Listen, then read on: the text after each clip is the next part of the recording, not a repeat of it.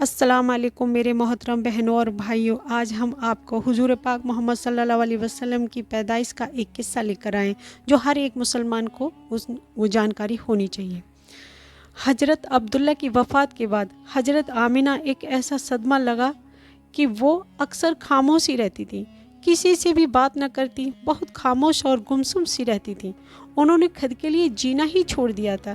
صرف پیٹ میں ایک بچہ تھا جس کی خاطر انہوں نے خود کو قربان کر دیا تھا، اور اپنے باپ کو سمجھایا کرتی تھیں کہ اے آمینہ، اب تمہاری سب سے بڑی امید تمہارا یہ بچہ ہے، تمہیں اس کے لیے جینا ہے، تم پریشان نہ ہو، اللہ تمہیں اکیلا نہیں چھوڑے گا۔ شوہر کی یاد کر کے حضرت آمینہ بہت رویا کرتی تھی۔ وقت گزرتا گیا، دن ہفتے بن گئے اور ہفتے مہینے بن گئے۔ حضور صلی اللہ علیہ وسلم اپنی ماں کے پیٹ میں 9 مہینے کی مدت پوری کر رہے تھے۔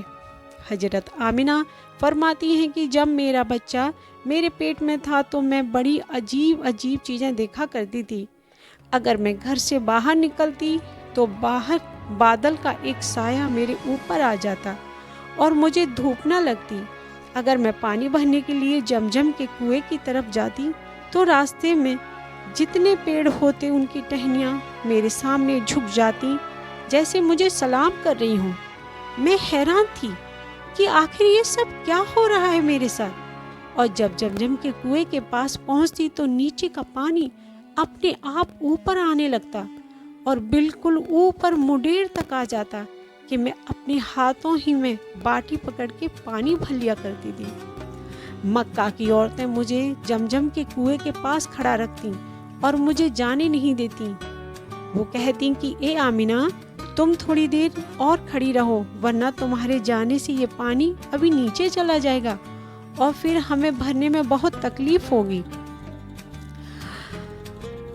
اسی طرح حضرت آمینہ فرماتی ہیں کہ میں عورتوں سے سنا کرتی تھی کہ جب پیٹ میں بچہ ہوتا ہے تو ماں کو بہت زیادہ تکلیفیں جھیلنی پڑتی ہیں، کبھی ہاتھ پیروں میں درد، کبھی سر میں درد، کبھی الٹی ہونا، کبھی بخار ہونا اور کبھی چچڑا پڑ آنا۔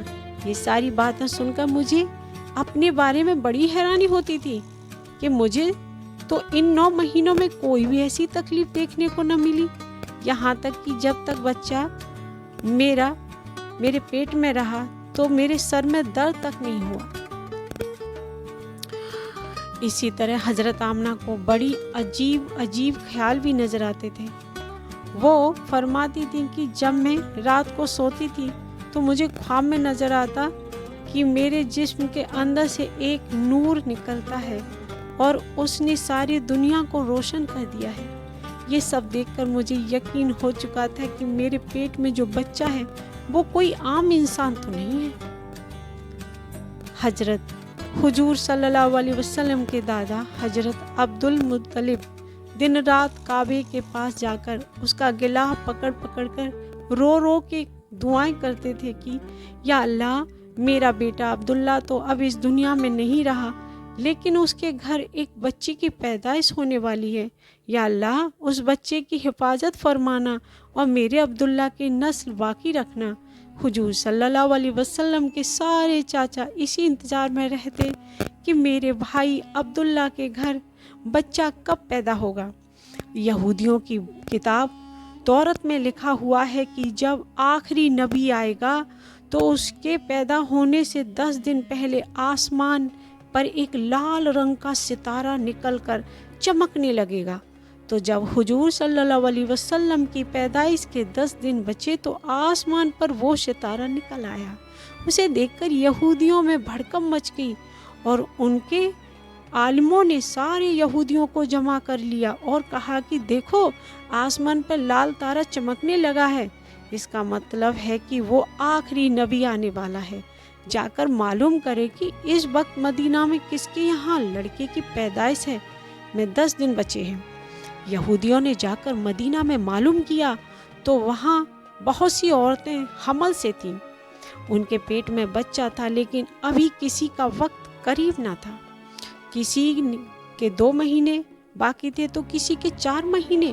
ان یہودیوں نے آ کر اپنے عالموں کو بتایا کہ مدینہ میں ایسا کوئی بچہ پیدا ہونے والا نہیں ہے، تو ان کے عالموں نے کہا کہ اب مکہ میں جا کر دیکھو تو سارے یہودی مکہ پہنچے اور آ کر معلوم کیا کہ وہاں کسی کے گھر بچے کی پیدائش ہونے والی ہے۔ دوستو ویڈیو کافی لمبا ہو چکا ہے، تو اس لیے اگر آپ کو یہ قصہ آگے سننا ہے تو میرے ویڈیو کا پارٹ 2 ضرور دیکھیں۔ Thank you.